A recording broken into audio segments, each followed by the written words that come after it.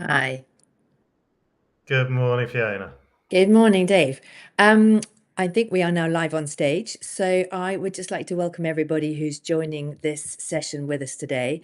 And what we're going to be covering is the BSA's critical relationship with the Home Office. So we're going to talk a little bit about safeguarding and training and a little bit about some of the kind of professional development that you are doing in this area, David. So we're delighted to have David Walker with us from the Boarding Schools Association. Just as we're chatting through this kind of topic, please do feel free to put Q&A questions into the Q&A section, which I think Jan has already explained to everybody. It's on the right-hand side of my screen, so I'm guessing that's where it is for everybody else.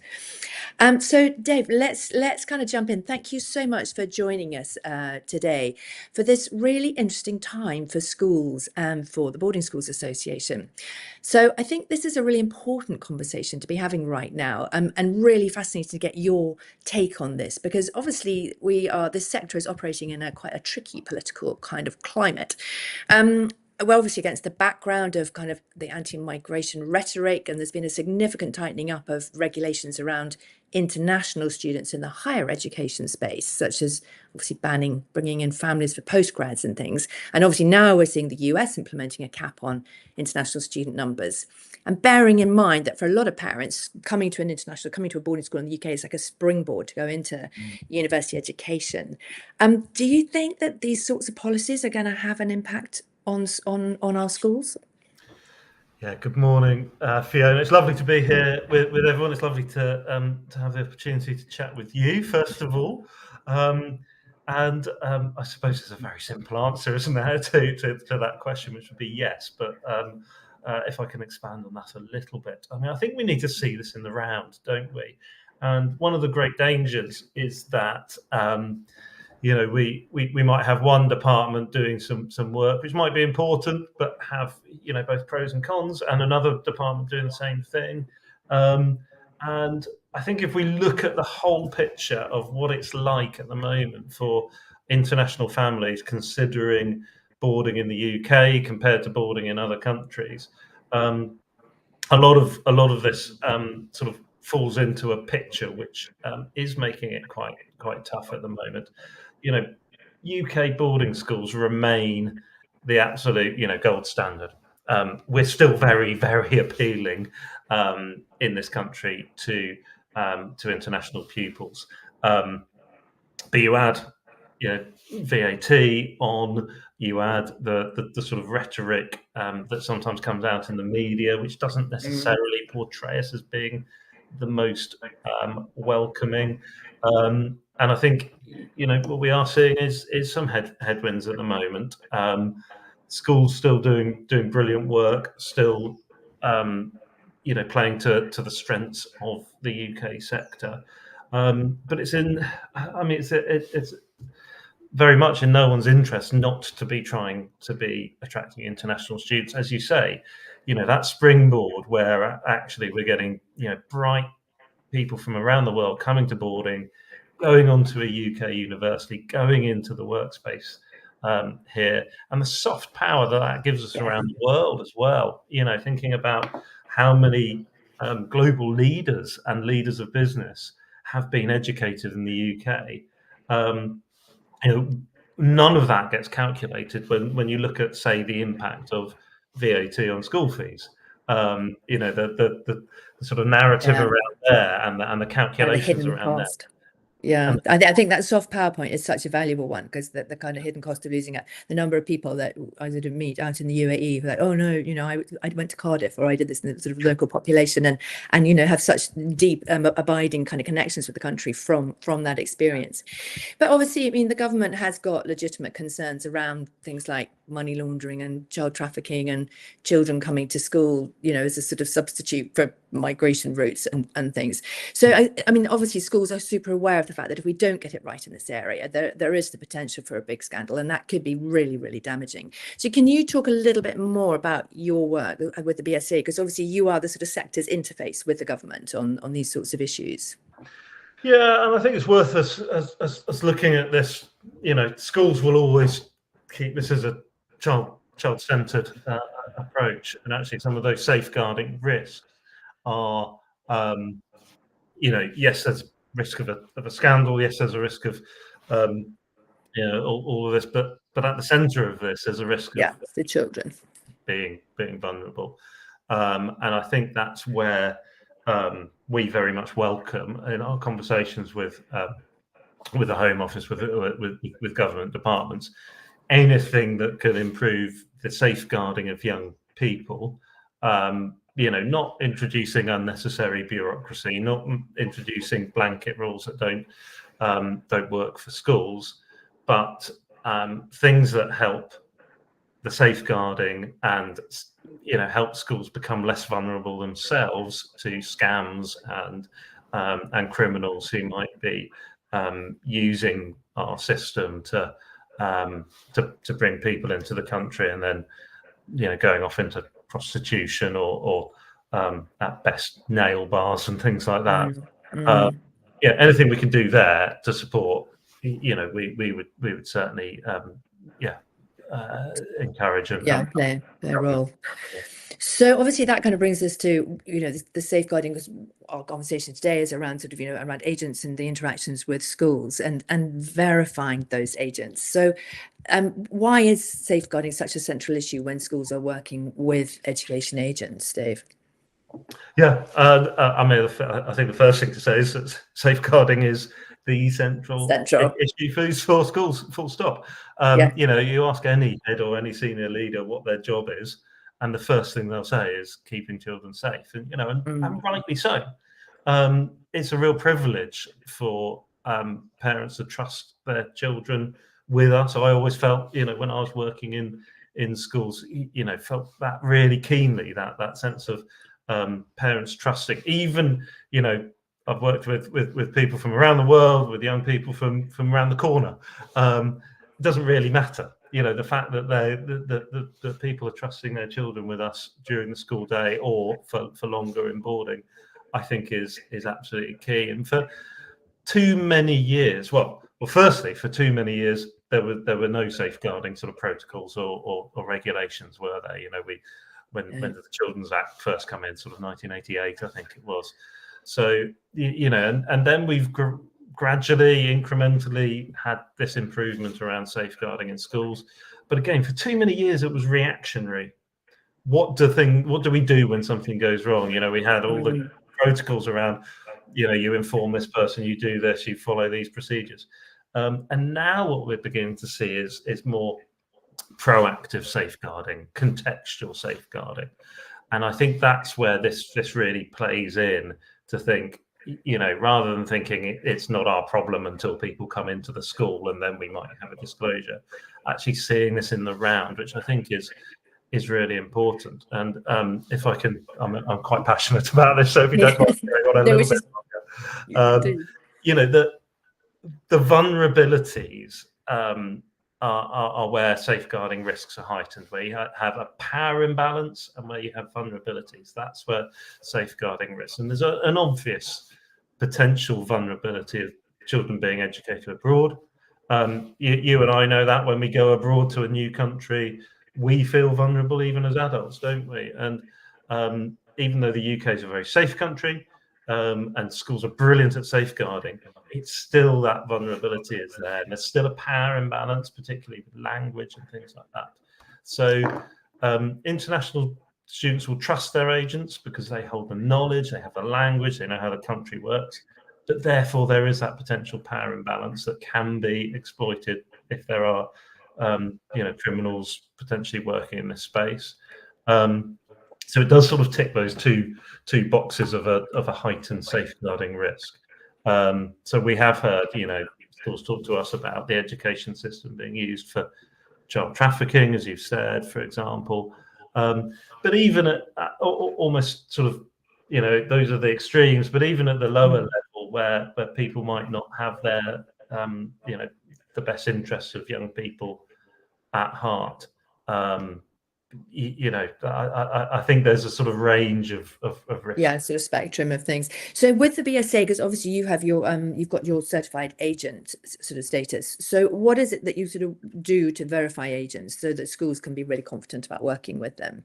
Yeah, thank you. I mean, this is exactly why we thought it's important to try and Yeah, do something in this space because, um, I've worked in schools for 25 years and I know how busy they are, how pressured they are, and so we wanted to do something as a, as a membership organisation for this sector that tries to support schools in doing that. So doing some of that, due diligence on agents that we could then bring into a certified agent school, and that could be reassuring for schools. It could decrease the workload rather than 450 schools all doing due diligence on these agents.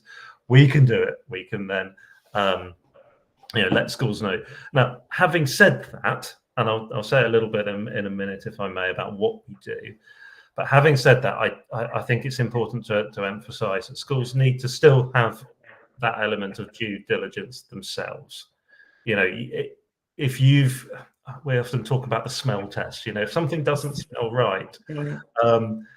even if they're one of our certified agents, for example, do let us know. Do talk to us. Do continue to work to try and investigate if something doesn't feel right for Feel you. right. Yeah, that's Well, good. That's good advice. Yeah. we do reference checking, so we take references for the agents, and again, and continue to do this, um, and get feedback from schools.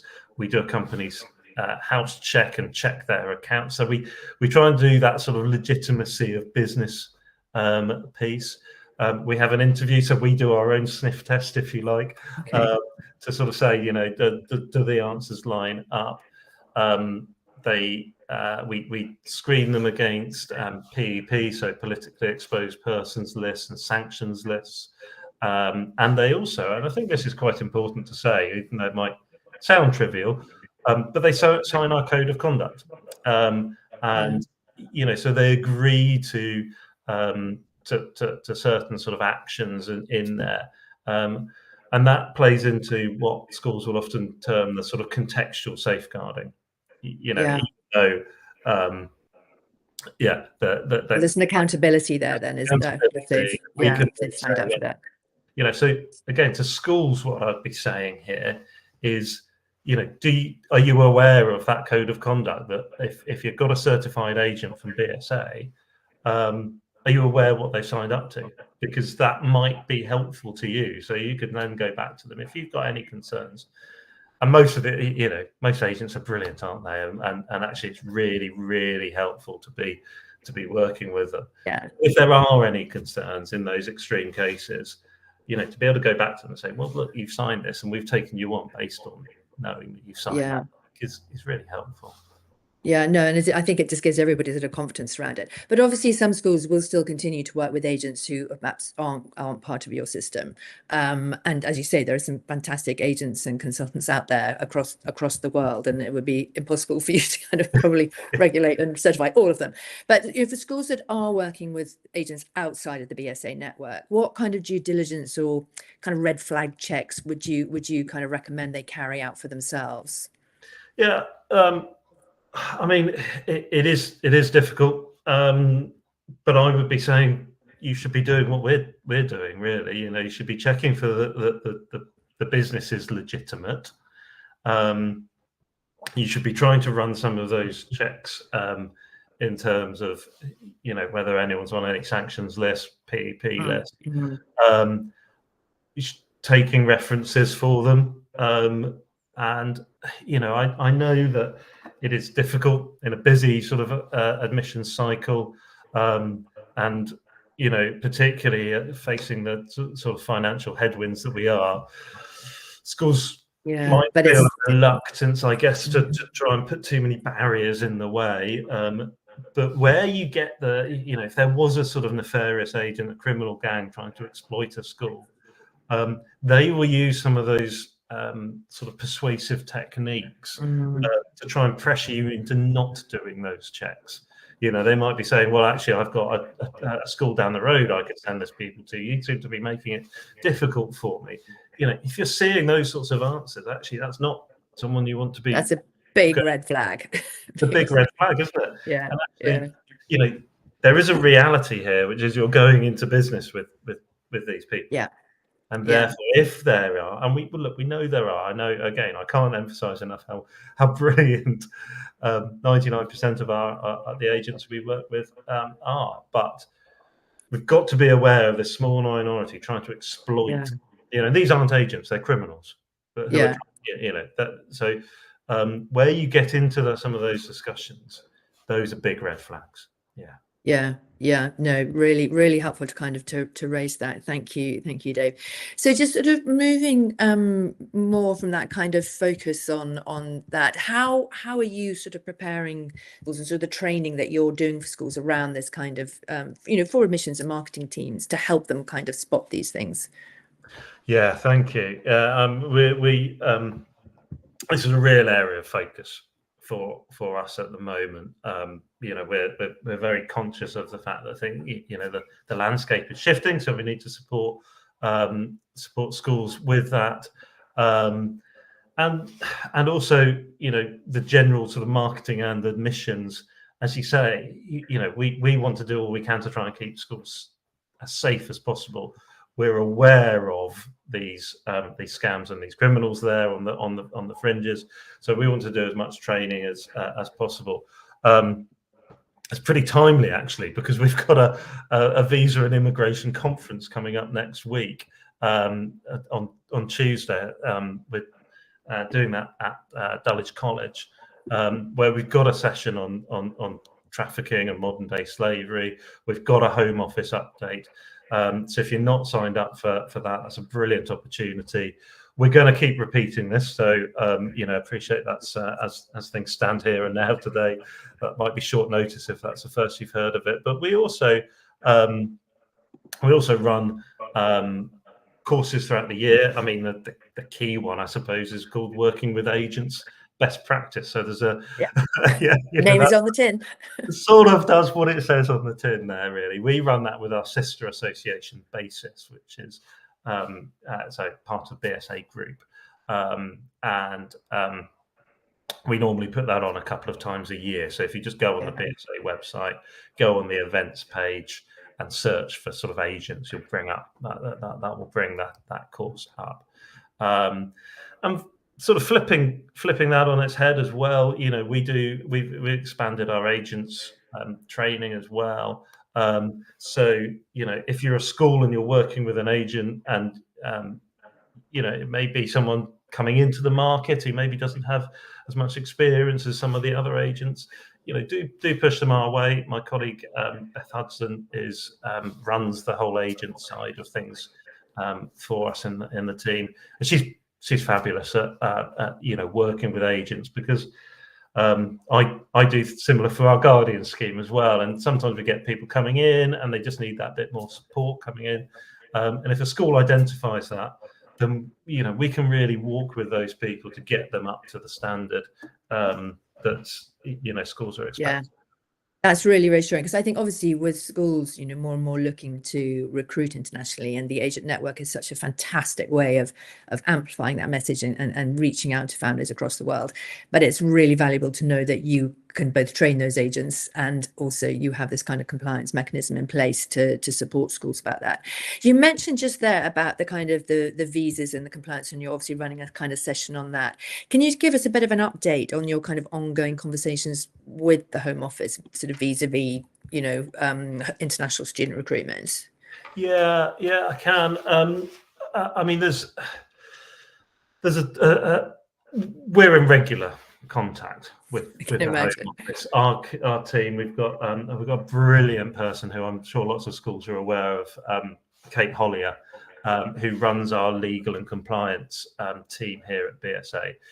She's regularly in contact and in meetings with the Home Office, and involved in shaping that future landscape. I mean, I think a good example of how that's worked in the past has been with the guardianship, the May 2025 updates around guardianship, where the first iterations came out quite quickly, and didn't really reflect some of the things that were concerning schools. We got immediately asked, almost before we'd even read the guidance, as soon as it all came out, the draft, we got asked about, well, does this mean that international pupil whose parents might be in the country is actually banned from seeing them? They can't actually go, and even, they have to go to this home stay. Yeah, so that nitty gritty. Some of those nitty gritties that actually, I think the intention is always there and good and positive from the government. They don't quite sometimes necessarily see the nuances as to how it works. No, so you've got to sort of interpret that into kind of your area. So we're able to go, and those of us who've been working in schools for years sort of immediately go, hold on a second, how does that work? So we were able to then go back and shape and clarify and ask for questions, and then you go, in their sort of extended guidance, they've got that. So we're able to help shape. It's really good, actually, that the Home Office in particular, alongside the DfE and the conversations that Dale and I have with the DfE, that Kate's able to have those conversations. It's probably not right for me at the moment to talk about what's going on at the moment, just because it's ongoing. things are not signed off, and therefore it's not our sort of place to. But so a bit of a watch this space kind of. Really is, there's a watch this space. There's good stuff coming out, and I think I wouldn't want to speculate too much on what that will exactly look like, but fair enough. But are there going to be sort of these discussions, are they going to shape the expectations on schools? Is it going to have a big impact on schools, and how they're going to do that? Just top line. Top line is I don't think there'll be anything particularly surprising here. I think actually most schools doing things right at the moment, and doing that due diligence and making sure that agents that we're working with are legitimate and have the best interests of the young people at heart. I think actually there isn't going to be there's not going to be sort of huge things that are going to come out, but I think there are going to be ongoing. It's clear that route of migration that might be being exploited by criminals is being looked at, and so actually under examination, and we know that which is right. Which is absolutely right. And we know that the Home Office have been doing inspections, and that has ramped up in schools over the course of the last sort of 18 months, 2 years. That's ongoing, and actually quite rigorous. And again, most schools that I talk to welcome that. They welcome the rigor, because actually they want to make sure that they're doing the right thing. And so, those inspections that are coming, actually, you should be inspection ready at any time for that. They don't get notice and things like that. So it's a. But as you say, it's that interpreting what they're looking for and making sure that follows through in your policies, because there's sometimes a gap between what they say they want and what's actually kind of practical in a school environment. Yeah, and I guess that's where you kind of come in. Just to reiterate, if anybody's got any questions for Dave, please do put them in the Q&A section, because I can read them from there, and then we can kind of come back to them. So if anybody's got anything, please just do tap away in there, or you can click ask a question. But whilst we're just waiting to see if anybody's kind of got any questions, one of the things that really interests me, Dave, is because obviously I kind of work between the school and the university kind of applications to place. So do you think there are kind of quite key differences between schools needing to be, what schools need to be aware of versus kind of higher education? Because a lot of these policies have been brought in, initially for HE, haven't they? Are there kind of some key differences between the two sectors when it comes to what we're talking about? Yeah, there are, and that's where I think it's really important and really good that our voice is heard, because I think I'd like to think, and I'm confident that we listen to the sector, and are constantly out in schools talking to people. But if there are people on this call who think, actually, do you know what? I think this is really important. I'm not sure it's being considered. Can we just check? I'd rather you checked with us and you let us know, that this, that you've seen wouldn't work or something. So please do get in touch. And there's obviously a reality here, which is that the university sector is much bigger. Yeah. So therefore, we've got to we get our elbows out, and I'm not ashamed to say that we go to these meetings and we say, actually, you need to listen to us, because we might be smaller, but it's young people, it's children we're talking about, Yeah. and Yeah. therefore, I think the importance of what we do here, and they need to understand those differences and those nuances. And that example I gave, albeit with regard to guardianship, but that example of actually, that's madness that you might have a parent in the Yes. country and you can't Yeah. see them, but you've got to go there. Yeah, Actually, it's that law of unintended consequences, it's an isn't it? unintended Which, consequence yeah. that someone hasn't thought about, and they haven't thought about it from the child's perspective. So it's things like that.